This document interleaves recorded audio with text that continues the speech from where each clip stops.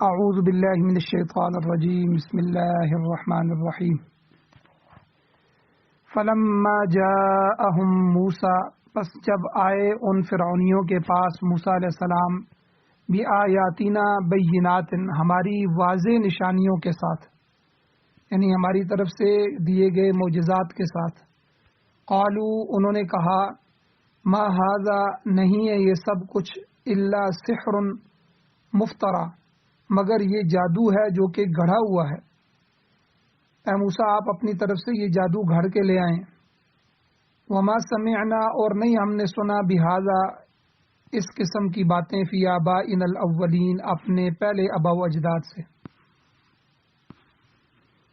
وقال موسیٰ اور کہا موسیٰ علیہ السلام نے ربی اعلم میرا رب میرا پروردگار خوب جانتا ہے بمن اس شخص کو جاء بالہدی جو لے کر آیا ہے ہدایت کو من عنده اس اللہ کی طرف سے، جو اس رب کی طرف سے ہدایت لے کر آیا اس کو بھی اللہ جانتا ہے۔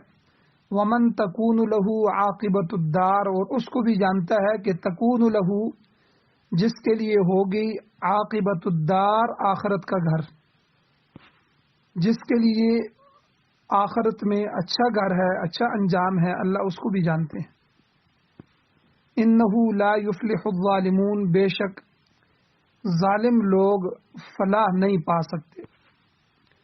وقال فرعون اور فرعون نے کہا یا ایھا الملأ اے میرے سرداروں میرے وزیروں، ما علمت لکم میں نہیں جانتا تمہارے لیے من الہ کوئی بھی الہ غیری اپنے سوا، میرے سوا تمہارا کوئی خدا نہیں ہے، میں یہی جانتا ہوں کہ میں تمہارا خدا ہوں۔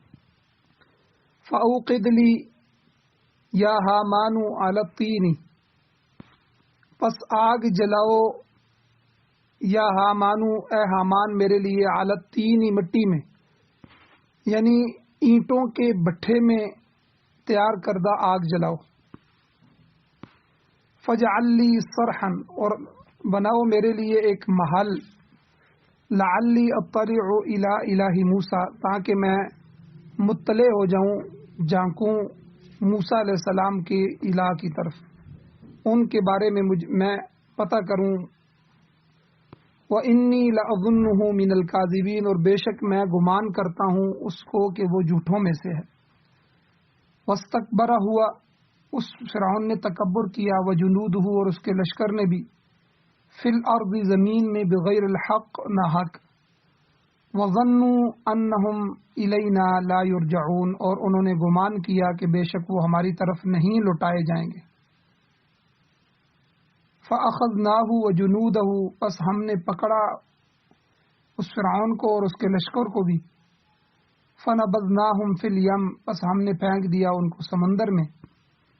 فانظر کیف کان عاقبۃ الظالمین پس آپ دیکھیں کیسے ہوا ظالموں کا انجام۔ وجعلناہم اور ہم نے بنایا ان کو ائمۃ ایسے پیشوا، یدعون الی النار جو دوزخ کی طرف دعوت دینے والے، ویوم القیامۃ لا ینصرون اور قیامت کے دن وہ مدد نہیں کیے جائیں گے۔ واتبعناہم اور ہم نے پیچھے لگا دی ان کی فی ہذہ الدنیا لعنہ اس دنیا میں لعنت، وَيَوْمَ الْقِيَامَةِ هُمْ مِنَ الْمَقْبُوحِينَ اور قیامت والے دن وہ برائی والوں میں سے ہوں گے۔ سورۃ القصص جو قرآن مجید کی 28ویں سورت ہے، اور آپ کے سامنے آیت نمبر 36 سے لے کر 42 تک چند آیات تلاوت ہوئی ہیں، آپ نے ان کا ترجمہ سماعت فرمایا۔ سب سے پہلے ربط آیات ہیں کہ ان آیات کا پچھلی آیات کے ساتھ کیا تعلق ہے۔ موسیٰ علیہ السلام اپنی اہلیہ کے ساتھ اور اپنے ساز و سامان کے ساتھ مدین سے مصر جا رہے تھے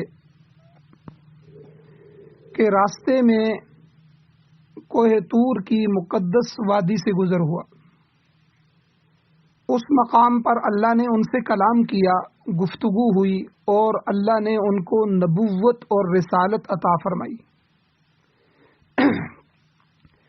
اور اس کے ساتھ ساتھ اللہ نے 2 عظیم معجزات بھی عنایت فرمائے۔ ایک تو معجزہ تھا عصا والا، اور ایک ید بیضا، عصا کہ وہ عصا پھینکتے تو عصا اژدہا بن جاتا، بڑا سانپ بن جاتا،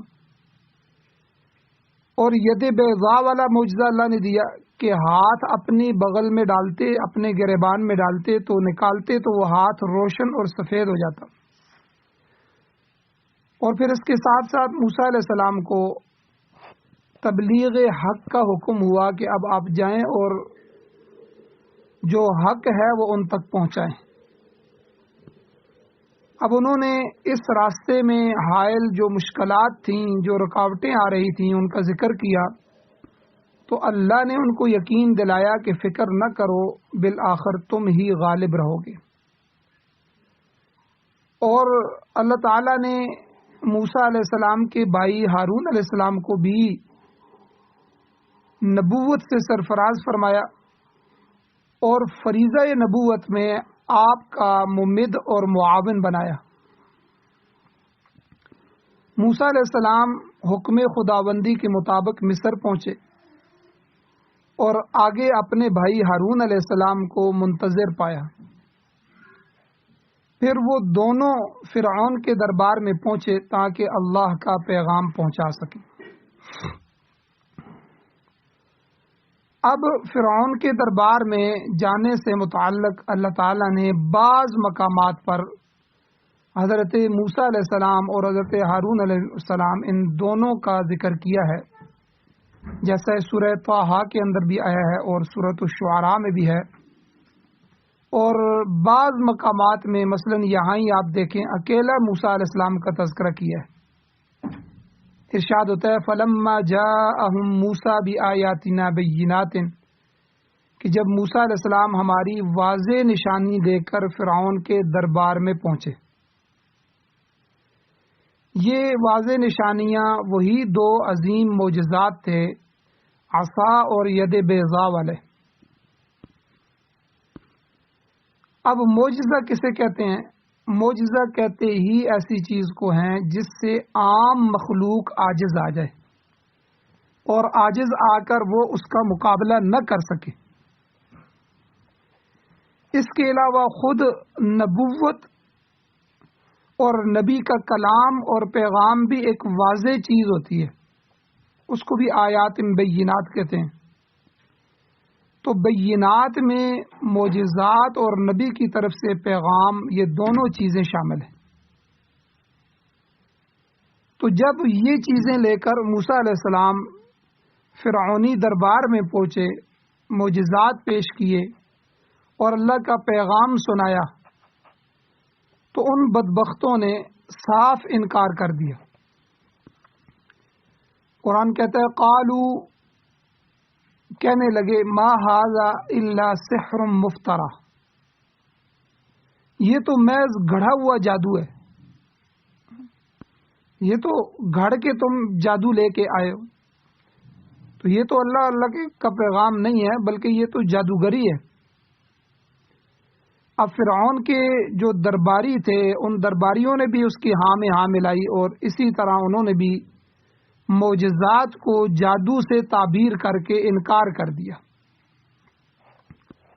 یہاں پر قالو جو ہے یہ جمع کا صیغہ ہے، اور یہ اسی لیے لایا گیا ہے کہ فرعون اور اس کے درباریوں نے سب کے سب نے ان نشانیوں کو دیکھا اور دیکھ کر انکار کر دیا۔ اور ساتھ پھر دوسرا جملہ یہ بھی کہا کہ یہ جو شخص نبوت کا دعویٰ کرتا ہے، وہی الہی کی باتیں سناتا ہے، اور ہماری طرف مبعوث ہونے کی بات کرتا ہے کہ مجھے اللہ نے تمہاری طرف بھیجا ہے، مگر وما سمعنا بہذا فی آبائنا الاولین، ہم نے ایسی باتیں اپنے آباء و اجداد سے پہلے تو کبھی نہیں سنی۔ یہ کہتا ہے کہ ساری کائنات کا خدا ایک ہی ہے، وہی ایک اللہ سب کو پیدا کرنے والا ہے، وہی سب کو تھامنے والا ہے، وہی چلانے والا ہے، پھر آخر میں وہی فنا کرنے والا ہے، اور پھر قیامت والے دن وہی دوبارہ زندہ کرے گا اور زندہ کر کے حساب کتاب لے گا، اور جزائے عمل کا وہ اللہ فیصلہ کرے گا۔ تو فرعون اور اس کے حواری کہنے لگے یہ نئی باتیں ہیں اور عجیب عجیب سی باتیں ہیں، ایسی باتیں ہم نے اپنے آباء و اجداد سے، اپنے بڑوں سے اس سے پہلے کبھی نہیں سنی۔ اس کے جواب میں موسیٰ علیہ السلام نے فرمایا، وقال موسیٰ، اور موسیٰ علیہ السلام نے کہا، ربی اعلم بمن جاء بالہدی من عنده، میرا پروردگار ہی بہتر جانتا ہے جو اس کی طرف سے ہدایت لے کر آیا ہے۔ حقیقت یہ ہے کہ ہم اپنی مرضی سے اور کسی ذاتی غرض کے لیے نہیں آئے، بلکہ اللہ کے حکم سے اس کا پیغام لے کر آئے، تو وہی اللہ بہتر جانتا ہے۔ تو گویا کہ یہ جواب دیا موسیٰ علیہ السلام نے ان فرعونیوں کو کہ میرے رب نے مجھے بھیجا ہے اور میرا رب جانتا ہے کہ میں اس کی طرف سے ہدایت کا پیغام لے کر تمہاری طرف آیا ہوں۔ ومن تکون لہ عاقبۃ الدار، اور وہ میرا رب، میرا پروردگار ہی جانتا ہے کہ آخرت میں اچھا گھر کس کا ہے، آخرت کا اچھا انجام کس کا ہونے والا ہے۔ لیکن یاد رکھنا اتنی بات دنیا میں یقینی ہے کہ انہ لا یفلح الظالمون، کہ ظالم لوگ کبھی فلاح نہیں پا سکتے، ظالم کبھی کامیاب نہیں ہو سکتے، وہ ہمیشہ نامراد رہیں گے۔ اور ظلم میں سر فہرست جو ہے سب سے پہلے کفر اور شرک ہے۔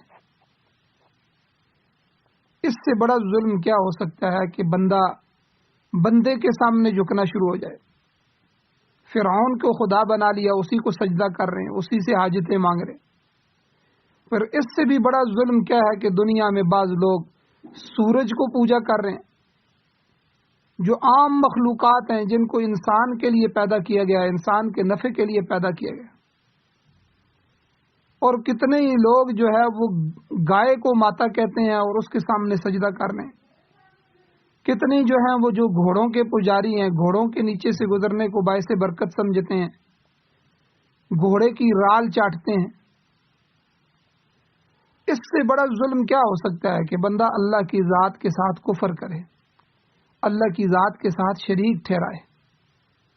تو فرمایا انہ لا یفلح الظالمون، ظالم لوگ کبھی بھی فلاح نہیں پا سکتے۔ اور اس کے بعد جو دیگر قسم کے ظلم ہیں، مظالم ہیں، مثلا لڑائی کرنا، جھگڑا کرنا، کسی کی حق تلفی کرنا، کسی کو قتل ناحق کرنا وغیرہ وغیرہ، یہ سارے بھی ظلم کی فہرست میں آتے ہیں۔ تو ایسے ظلم کرنے والے بھی کبھی فلاح نہیں پا سکتے۔ تو گویا کہ موسیٰ علیہ السلام نے فرمایا کہ میں پروردگار عالم کی طرف سے ہدایت لے کر آیا ہوں، اور اس رب کا فیصلہ یہی ہے کہ اس ہدایت کو قبول کرنے والوں کا انجام وہی اچھا ہوگا، وہی بخیر ہوگا، اور ظلم اور زیادتی کے مرتکبین جو ہوں گے وہ ناکام ہوں گے، نامراد ہوں گے۔ اب یہ تبلیغ کی موسیٰ علیہ السلام نے فرعون کو اور فرعونیوں کو، اس کے درباریوں کو، تو فرعون پر اس تبلیغ کا کچھ بھی اثر نہیں ہوا، چندہ اثر نہیں ہوا۔ کہنے لگا کہ دیکھو مصر کی سلطنت، مصر کی حکومت میں مطلق العنان میں ہوں اور با اختیار میں ہوں، میں یہاں سیاہ کا اور سفید کا مالک ہوں۔ زرخیز ملک ہے جس میں نہریں چل رہی ہیں، ڈیم بنے ہوئے ہیں، ہر طرح کی آسودہ حالی ہے، خیر ہی خیر ہے۔ مگر دیکھو یہ موسیٰ کسی اور الہ کا پتہ بتا رہا ہے۔ پھر فرعون نے اپنے درباریوں کی طرف توجہ فرمائی اور متوجہ ہو کے کہنے لگا، وقال فرعون، اور فرعون نے کہا، یا ایھا الملأ، اے میرے سردارو، ما علمت لکم من الہ غیری، میں تو تمہارے لیے اپنے سوا کسی کو معبود نہیں جانتا، میں اپنے سوا تمہارے لیے کوئی خدا کوئی الہ نہیں مانتا، میں ہی تمہارا الہ ہوں، اور جب میں تمہارا معبود ہوں، میں تمہارا الہ ہوں، میں سیاہ و سفید کا مالک ہوں، میں تمہارے فیصلے کرنے والا ہوں، تو یہ موسیٰ علیہ السلام کس الہ کی بات کرتے ہیں اور کہہ رہے ہیں کہ دیکھو وہ اوپر آسمانوں میں ہے اور سب کچھ اسی کے اختیار میں ہے۔ پھر کہنے لگا کہ اچھا میں موسیٰ علیہ السلام کے خدا کو دیکھنے کی کوشش کرتا ہوں۔ اپنے وزیر حامان سے کہا کہ اس کی صورت یہ ہے کہ فَأَوْقِدْ لِي یا حامان عَلَى الطِّینِ، اے حامان اینٹوں کا ایک بٹھا لگا اور اس میں پختہ اینٹیں تیار کرو۔ ظاہر ہے کہ اس وقت مصر جیسے متمدن ملک میں پکی عمارات کا عام رواج تھا اور اینٹیں پکانے کے لیے بٹے بھی موجود ہوں گے، تو یہ چونکہ اہم کام تھا کہ میں موسیٰ علیہ السلام کو خدا کو دیکھنا چاہتا ہوں، میں آسمانوں تک پہنچنا چاہتا ہوں، وہ کہتے ہیں اوپر ہے اللہ اور آسمانوں میں ہے، تو ایک بٹھا تیار کرو اور اس سے پہلے اینٹیں تیار کرو، پھر فَاجْعَلْ لِي صَرْحًا، میرے لیے ایک اونچا محل یعنی ایک مینار تعمیر کرو، لَعَلِّي أَطَّلِعُ إِلَىٰ إِلَٰهِ موسیٰ، تاکہ میں اس کے اوپر چڑھ کر جھانک کر موسیٰ علیہ السلام کے خدا کو دیکھ سکوں کہ وہ کیسا ہے۔ تکبر کیا، مذاق اڑایا، اور ساتھ کہنے لگا وَإِنِّي لَأَظُنُّهُ مِنَ الْكَاذِبِينَ، اور میں گمان کرتا ہوں کہ وہ موسیٰ علیہ السلام جھوٹا ہے۔ اب مفسرین کو اس بارے میں اختلاف ہے کہ فرعون کے جو مذکورہ حکم تھا، اس حکم کے مطابق کوئی محل یا مینار تیار بھی ہوا تھا یا نہیں ہوا تھا۔ بعض مفسرین کہتے ہیں کہ فرعون نے یہ حکم دفع الوقتی کے لیے ازرائے تمسخر، مذاق اڑاتے ہوئے دیا تھا تاکہ درباری موسیٰ علیہ السلام کی بات سے متاثر نہ ہو جائیں۔ مولانا اشرف علی تھانوی رحمۃ اللہ علیہ فرماتے ہیں کہ کسی صحیح روایت میں اس محل کی تیاری کا ذکر نہیں ملتا، صرف تفسیری روایات جو ہیں، تفسیری روایات میں آتا ہے کہ حامان نے 50,000 کاریگر جمع کیے اور اسی طرح ان کے حساب سے مزدور جمع کیے اور محل کی تیاری کے کام پر لگا دیے اور مینار کی شکل کا ایک محل تیار ہو گیا۔ بعض حضرات کہتے ہیں کہ فرعون اس مینار نما محل کے اوپر چڑھا، مگر وہ آسمان تک کہاں پہنچ سکتا تھا، اسے کچھ نظر نہ آیا تو شرمسار بھی ہوا، شرم بھی آئی، اور تعصب اور عناد اور بغض کی بنا پر اللہ تعالیٰ کا انکار بھی کیا۔ بعض کہتے ہیں کہ فرعون کو اس کے اوپر چڑھنے کا موقع ہی نہیں ملا، جب محل تیار ہو گیا تو اللہ تعالیٰ نے فرشتوں کو بھیج کر اس کو گرا دیا، اس کے 3 ٹکڑے ہوئے، ایک فرعون کے لشکر پر گرا جس سے بڑی تباہی پھیلی، دوسرا حصہ پانی میں جا کے گرا اور تیسرا حصہ ویسے ہی منتشر ہو گیا، اور فرعون اپنی اس اسکیم میں ناکام رہا۔ تو بہرحال یہ جو یہاں فرعون نے کہا تھا کہ فَاجْعَلْ لِي صَرْحًا، میرے لیے ایک محل اور اونچا مینار تعمیر کرو، لَعَلِّي أَطَّلِعُ إِلَىٰ إِلَٰهِ موسیٰ، تاکہ میں مطلع ہو جاؤں موسیٰ علیہ السلام کے الہ کی طرف، وہ جس خدا کی بات کر رہے ہیں میں اس کو ذرا جھانک کے دیکھوں۔ وَإِنِّي لَأَظُنُّهُ مِنَ الْكَاذِبِينَ، بے شک میں گمان کرتا ہوں موسیٰ علیہ السلام کے بارے میں کہ وہ جھوٹوں میں سے ہے، وہ جھوٹ بولتا ہے، ایسا کوئی خدا نہیں ہے۔ تو اکثر مفسرین یہی کہتے ہیں کہ صحیح حدیث میں اس محل کے بارے میں، اس مینار کے بارے میں کوئی بات نہیں آئی، جس طرح حضرت اشرف علی تھانوی رحمۃ اللہ علیہ کا قول ابھی میں نے ذکر کیا ہے۔ تو بہرحال فرعون کے انکار اور تعصب کی وجہ سے، ضد اور بغض کی وجہ سے اس نے انکار بھی کیا، اور اس کی وجہ کیا بنی کہ وَاسْتَكْبَرَ ہوا وَجُنُودُهُ فِي الْأَرْضِ بِغَيْرِ الْحَقِّ۔ اللہ کہتے ہیں فرعون اور اس کے لشکر نے زمین میں ناحق تکبر اور غرور کیا۔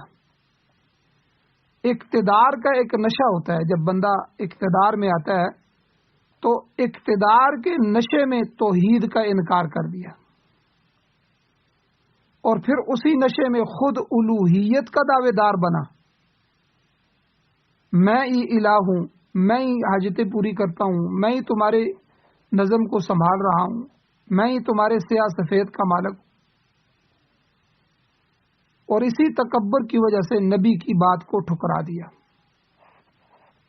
سورہ نمل میں موجود ہے، اللہ تعالیٰ فرماتے ہیں کہ وَجَحَدُوا بِهَا وَاسْتَيْقَنَتْهَا أَنفُسُهُمْ ظُلْمًا وَعُلُوًّا، کہ فرعونی اللہ کہتے ہیں ظلم اور زیادتی کی وجہ سے احکام الہی اور معجزات کا انکار کرتے تھے۔ وَجَحَدُوا بِهَا، ان کا وہ انکار کر رہے تھے، حالانکہ ان کی دل کی حالت کیا تھی کہ وَاسْتَيْقَنَتْهَا أَنفُسُهُمْ، کہ ان کے دل اس کی تصدیق کرتے تھے۔ یعنی فرعون کا یہ دل مان رہا تھا کہ موسیٰ علیہ السلام سچے ہیں، لیکن ضد اور تعصب کی وجہ سے، یہ ضد اور تعصب بھی بڑی بری چیز ہے۔ بہت سارے لوگ صرف اور ضد اور تعصب اور بغض کی وجہ سے اسلام کو قبول نہیں کرتے۔ بہرحال جب فرعون نے انکار کر دیا تو الناس علی دین ملوکہم، کہ لوگ تو اپنے بادشاہوں کے دین پر ہوتے ہیں، اس کے مطابق اس کے جو حواری تھے اور دیگر رعایا جو تھی انہوں نے بھی انکار کر دیا۔ جیسا حاکم ہوتا ہے ویسے ہی اس کے کارندے ہوتے ہیں اور عام لوگ ہوتے ہیں، وہی وضع قطع وہ لوگ اپناتے ہیں، وہی رسم و رواج جو ہے وہ اختیار کرتے ہیں۔ لہذا اہل ایمان کے سوا ساری قوم نے انکار کر دیا، اور محض تکبر کی وجہ سے۔ اب اگلی بات انہوں نے کیا کہی؟ دوسری بات انہوں نے یہ کی کہ وَظَنُّوا أَنَّهُمْ إِلَيْنَا لَا يُرْجَعُونَ، کہنے لگے کہ ہم گمان کرتے ہیں کہ ہم خدا تعالی کی طرف نہیں لوٹائے جائیں گے۔ اللہ نے کہا وَظَنُّوا، وہ گمان کرتے ہیں کہ أَنَّهُمْ إِلَيْنَا، بے شک وہ ہماری طرف لا يرجعون، نہیں لوٹائے جائیں گے۔ گویا کہ انہوں نے معاد کا بھی انکار کر دیا اور جزائے عمل کا بھی انکار کر دیا، کہ مرنے کے بعد مٹی مٹی ہو جائیں گے، اور اس کے بعد کوئی آخرت نہیں، کوئی قیامت نہیں، کوئی حشر نہیں، کوئی جزائے عمل نہیں کہ ہمیں ہر عمل کا بدلہ دیا جائے گا اچھے برے کا۔ تو گویا کہ انہوں نے اس کا بھی انکار کر دیا۔ کہنے لگے موسیٰ علیہ السلام ہمیں خواہ مخواہ آنے والے ان دیکھے دن کے خوف میں مبتلا کر رہا ہے۔ یہ کہتے ہیں کہ مرنے کے بعد دوبارہ اٹھائے جاؤ گے، اللہ کے حضور پیشی ہوگی، محاسبہ اعمال ہوگا، جزا سزا کا فیصلہ دیا جائے گا۔ ہمیں تو ان کی باتوں پر یقین نہیں آتا، ہم نہیں خیال کرتے کہ مرنے کے بعد پھر خدا کی طرف لوٹائے جائیں گے۔ اب اس کا نتیجہ کیا ہوا؟ جب یہاں تک یہ متکبر ہو گئے اور یہاں تک کہ اپنے پیغمبر کا اور اس کی باتوں کا انکار کر دیا اور اللہ کے احکامات کا مذاق اڑایا، تو اللہ کہتے ہیں اس کا نتیجہ یہ ہوا کہ فَأَخَذْنَاهُ وَجُنُودَهُ، کہ ہم نے پکڑ لیا فرعون کو اور اس کے لشکر کو، ان کی گرفت کا وقت آ گیا، ان کی پکڑ کا وقت آ گیا۔ فَأَخَذْنَاهُ، ہم نے اچک لیا، پکڑ لیا ان کو، وَجُنُودَهُ، اور ساتھ ہی اس کے لشکر کو، ان حواریوں کو، اس رعایا کو جو اپنے بادشاہ کے دین پہ چل رہی تھی۔ فَنَبَذْنَاهُمْ فِي الْيَمِّ، ان سب کو اللہ نے کہا کہ ہم نے ان کو سمندر میں پھینک دیا. یہاں تفصیل موجود نہیں ہے، بہرحال دوسری صورتوں میں تفصیل موجود ہے کہ میلے کا دن ان کا لگتا تھا. اس دن موسیٰ علیہ السلام بنی اسرائیل کو لے کر نکل گئے، سمندر کے کنارے پہنچے تو اللہ نے ان کے لیے 12 راستے بنا دیے. موسیٰ علیہ السلام کو کہا اپنی لاٹھی کو ماریے. جب انہوں نے لاٹھی ماری تو 12 قبیلے تھے، 12 راستے بن گئے جن سے وہ گزر گئے، آگے نکل گئے. اللہ نے ان کو بچا دیا، کامیاب کر دیا. اب تعاقب میں پیچھے فرعون بھی آیا، اس کا لشکر بھی آیا، اور انہی راستوں میں سے وہ سمندر میں داخل ہوا. عین جب وہ سمندر کے درمیان میں پہنچے تو اللہ نے طرفین کی طرف سے، دونوں طرف سے پانیوں کو ملا دیا. اس طرح وہ سب کے سب بحرہ کلزم میں غرق ہو گئے. تو فرمایا اللہ نے کہ ہم نے فَأَخَذْنَاهُ وَجُنُودَهُ، ہم نے اس فرعون کو بھی پکڑا اور اس کے لشکروں کو پکڑا. فَنَبَذْنَاهُمْ فِي الْيَمِّ، ہم نے ان کو سمندر میں ڈبو دیا، پانی میں ڈبو دیا، غرق کر دیا. فَانظُرْ كَيْفَ كَانَ عَاقِبَةُ الظَّالِمِينَ، پس دیکھ لو ظالموں کا کیسا انجام ہوا. اللہ تعالیٰ نے ان ظالموں کے غرور کو کس طرح خاک میں ملا دیا. اور آگے اللہ نے فرمایا وَجَعَلْنَاهُمْ أَئِمَّةً يَدْعُونَ إِلَى النَّارِ، کہ ہم نے ان کو لیڈر بنایا، ایسا پیشوا بنایا کہ جو آگ کی طرف دعوت دیتے ہیں، یعنی لوگوں کو گمراہ کر کے دوزخ کا ایندھن بنا رہے ہیں. تو یاد رکھیں، پیشوا، مقتدا، رہبر، یہ ہدایت کے بھی ہوتے ہیں اور گمراہی کے بھی ہوتے ہیں. اللہ نے فرعونیوں کو گمراہی، کفر اور دعوت الی النار کا لیڈر بنایا. اور دوسرے مقام پر اللہ تعالیٰ نے عام مشرکین کے متعلق بھی فرمایا کہ مشرک عورتوں سے نکاح بھی نہ کرو. سورہ بقرہ 221 نمبر آیت ہے. کیونکہ اولئک یدعون الی النار، وہ تمہیں دوزخ کی طرف بلاتے ہیں. واللہ یدعو الی الجنہ، جبکہ اللہ تعالیٰ تمہیں جنت اور اپنی مغفرت کی طرف دعوت دیتا ہے. واللہ یدعو الی الجنۃ والمغفرۃ باذنہ، کہ مشرک کافر جو ہیں وہ دوزخ کی طرف بلا رہے ہیں. نکاح کا جو رشتہ ہوتا ہے یہ خاندان بن جاتا ہے، آنا جانا شروع ہو جاتا ہے، محبتیں شروع ہو جاتی ہیں. تو ظاہر بات ہے اللہ نے روک دیا کہ مشرک عورتوں سے نکاح نہ کرو. تو اس لیے ہمارے زمانے میں بھی یاد رکھیں، ایسے لوگ جن کے عقائد یا تو کفریہ ہیں، جیسے رافضی جو صحابہ کے منکر ہیں، قرآن کے منکر ہیں، ختم نبوت کے منکر ہیں، 12 ائمہ معصوموں کو نبی علیہ السلام کی نبوت کے بعد جاری مانتے ہیں. اور اسی طرح بہت سارے ان کے عقائد کفریہ ہیں. اور اسی طرح مرزائی ہیں جو نبی علیہ الصلوۃ والسلام کے بعد مرزا قادیانی کو نبی مانتے ہیں. یہ تو پکے ٹھکے کافر ہیں. تو اس لیے شیعہ، رافضی اور مرزائی، یہ رافضیوں اور مرزائیوں میں رشتے نہ کیے جائیں، نہ دیے جائیں، نہ ان کے ساتھ تعلق رکھا جائے، کیونکہ آنا جانا بیٹھنے سے جو ہے وہی کفر تمہاری طرف یا تمہاری اولادوں کی طرف منتقل ہوگا.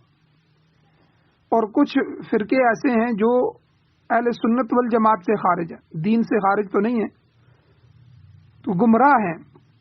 تو ایسے لوگوں کے اندر بھی رشتوں کو نہ کرنا چاہیے، نہ دینا چاہیے، کیونکہ وہی رسم و رواج، وہی بدعات، وہی گمراہیاں تمہارے گھروں میں منتقل ہوں گی اور تمہاری اولادوں میں منتقل ہوں گی. کیونکہ رشتہ دینے سے بچی وہاں چلی جاتی ہے، اس کی ساری اولاد اسی طرح ہو جاتی ہے. اور رشتہ لینے سے کیونکہ ان کے ساتھ ماموں، نانا، نانی کا رشتہ بن جاتا ہے، تو بچوں کا آنا جانا اور وہ اس سے متاثر ہوتے ہیں. تو بہرحال اس وقت مشرکین میں نکاح ہوتا تھا تو اللہ نے منع کر دیا کہ مسلمان ایمان والوں کو، صحابہ کرام کو مشرک عورت سے نکاح نہیں کرنا چاہیے، اور یہ قیامت تک کے لیے حکم ہے کہ جو کافر اور مشرک ہیں ان کے ساتھ نکاح نہ کرو۔ کیوں؟ آگے اللہ نے وجہ بیان فرمائی، اولئک یدعون الی النار، وہ لوگ تمہیں آگ کی طرف دعوت دیتے ہیں، آگ کی طرف بلاتے ہیں، حالانکہ واللہ یدعو الی الجنۃ والمغفرۃ باذنہ، اللہ تعالیٰ تو تمہیں جنت اور اپنی مغفرت کی طرف دعوت دیتا ہے، تو تم اللہ کی دعوت کو قبول کرو اور دوزخ کے عذاب سے بچ جاؤ۔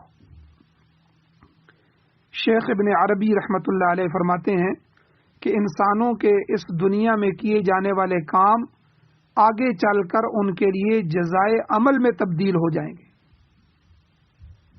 بعض لوگوں کے اعمال انہیں سانپ، بچھوؤں اور درندوں کی شکل میں کاٹیں گے، اور بعض چیزیں آگ کی شکل میں تبدیل ہو کر گنہگاروں پر مسلط ہوں گی۔ اسی طرح اعمال حسنہ جو ہیں، نیک اعمال، وہ باغات، پھلوں، پھولوں اور حور و قصور میں تبدیل ہو جائیں گے۔ ترمذی شریف کی حدیث میں آتا ہے کہ جب کوئی بندہ مومن آدمی اللہ کی حمد و ثنا بیان کرتا ہے اور زبان سے ایک دفعہ سبحان اللہ کہتا ہے، جس میں اس اللہ کی محبت، اس سے عقیدت، اس کی تعظیم اور اخلاص شامل ہوتا ہے، تو اس ایک دفعہ سبحان اللہ کہنے پر اللہ تعالیٰ اس کے لیے جنت میں ایک درخت لگا دیتے ہیں۔ تو کہنے کا مطلب یہ ہے کہ کفر اور شرک والے لوگ بظاہر تو کفریہ اور شرکیہ رسوم کی دعوت دیتے ہیں، مگر در حقیقت وہ لوگ دوزخ کی آگ کی طرف بلاتے ہیں، سانپوں اور بچھوؤں کی طرف بلا رہے ہیں۔ فرمایا کہ دنیا کے اندر تو ہم ان لوگوں کو دوزخ کی طرف دعوت دینے کا امام بنائیں گے، لیکن وہ یوم القیامت لا ینصرون، قیامت والے دن ان کی کوئی مدد نہیں کی جائے گی۔ جو دنیا میں اترا رہے ہیں اور تکبر کر رہے ہیں، لشکر ہیں ہمارے پاس، ان کا قیامت والے دن کوئی لشکر نہیں ہوگا۔ دنیا میں مال و دولت ہے، قیامت والے دن کوئی مال و دولت نہیں ہوگی۔